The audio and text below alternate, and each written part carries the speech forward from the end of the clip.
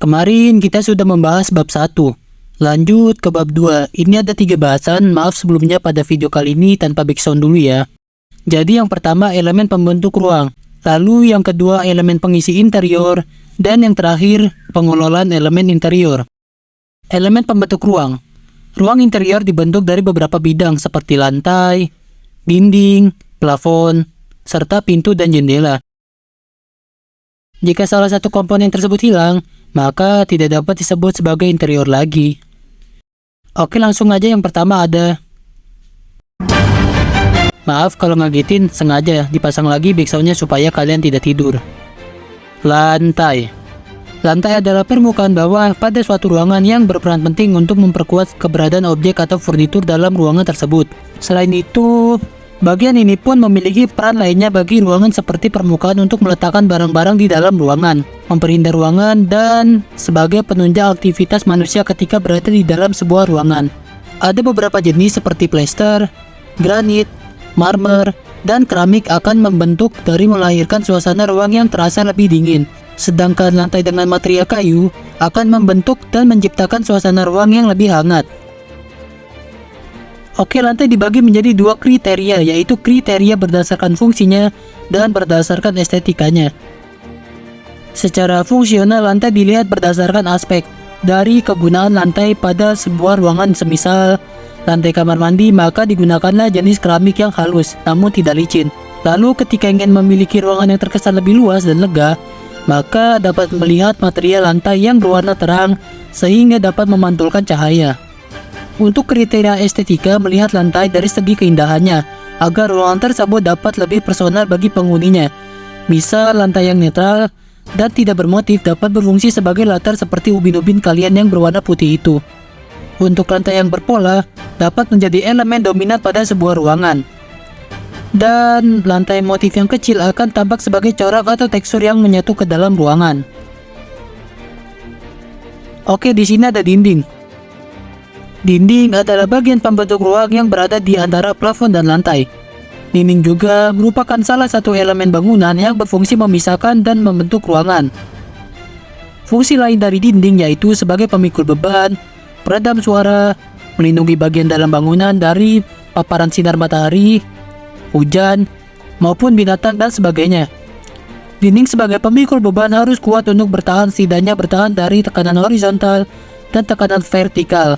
Kemudian beban vertikal dan daya tekuk akibat beban vertikal tersebut. Dinding memiliki beberapa jenis yang mana dapat memberikan fungsi yang berbeda.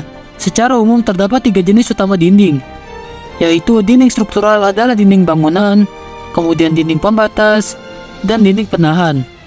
Material yang digunakan dalam membuat dinding diantaranya ada dinding batu bata, dinding semen, dinding batako, dinding hebel, dan dinding partisi. Lanjut ke plafon. Plafon atau langit-langit ialah permukaan interior atas yang terhubung langsung dengan bagian atas sebuah ruangan. Ini berupa permukaan yang menjadi lantai dari struktur atap ruangan. Plafon juga berarti melindungi suatu bidang penyekat atas sehingga terbentuk suatu ruang. Langit-langit memiliki beragam desain, yang selain menjadi batas, juga bisa mempercantik ruangan. Ini ada plafon. Permukaan plafon biasanya diletakkan beberapa meter di bawah struktur di atasnya. Dalam sebuah rumah, langit-langit menjadi salah satu elemen yang cukup penting. Ada beberapa fungsi langit-langit pada sebuah ruangan, antara lain sebagai pembatas antara ruang atap dan ruang aktivitas di bawahnya. Kemudian menjadikan ruangan lebih rapi sehingga sisa-sisa konstruksi dan penutup atap, kabel-kabel, pipa, hingga kelistrikan tidak terlihat. Lalu sebagai bidang peletakan titik lampu dan juga menjadi pelindung kegiatan manusia. Dengan bentuknya yang paling sederhana, plafon sekaligus berfungsi sebagai atap. Dan yang terakhir adalah bukaan pada ruangan seperti pintu, jendela, dan tangga semisal rumah kalian tingkat. Pintu adalah salah satu elemen penting di rumah yang fungsinya membuka akses satu ruangan ke ruangan lainnya, serta yang paling terpenting menjaga privasi. Selain itu, pintu juga mempresentasikan karakter sebuah rumah. Pintu memiliki beberapa jenis seperti pintu kayu, pintu PVC, pintu fiberglass, pintu baja, pintu kaca, pintu aluminium, dan pintu UPVC. Lalu yang kedua ada jendela. Jendela adalah bukaan pada bagian dinding yang digunakan sebagai tempatnya masuk cahaya dan udara, serta diberikan penutup yang bisa digerakkan. Jendela juga memiliki berbagai jenis, diantaranya ada jendela casement, jendela awning atau ayun, jendela pivot, jendela slide atau geser, jendela nako, jendela mati, dan jendela langit atau skylight window.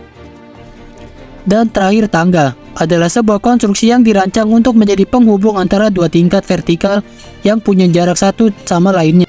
Hal ini membuat tangga berbagai model akan selalu bisa kalian temukan pada rumah yang memiliki lebih dari satu tingkat atau lantai.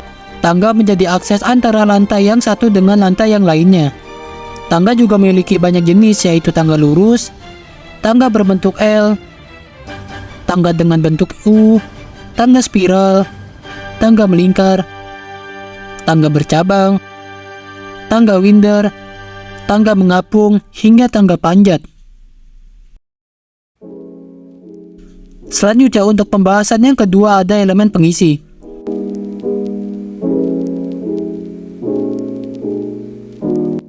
Apa itu elemen pengisi, Bang? Elemen pengisi adalah furnitur atau perabotan yang ada di rumah kalian berfungsi sebagai penunjang aktivitas di ruangan. Semisal kamar tidur, terdapat tempat tidur atau spring bed, meja, lampu tidur, lemari pakaian, dan lainnya.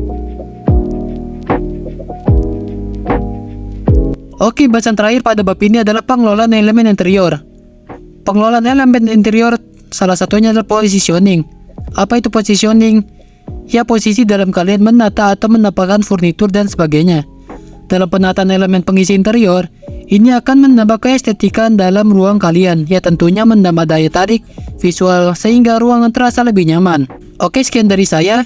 Terima kasih yang sudah mau menonton dan belajar pada pembelajaran desain interior. Kita ketemu lagi di bab selanjutnya. Bye.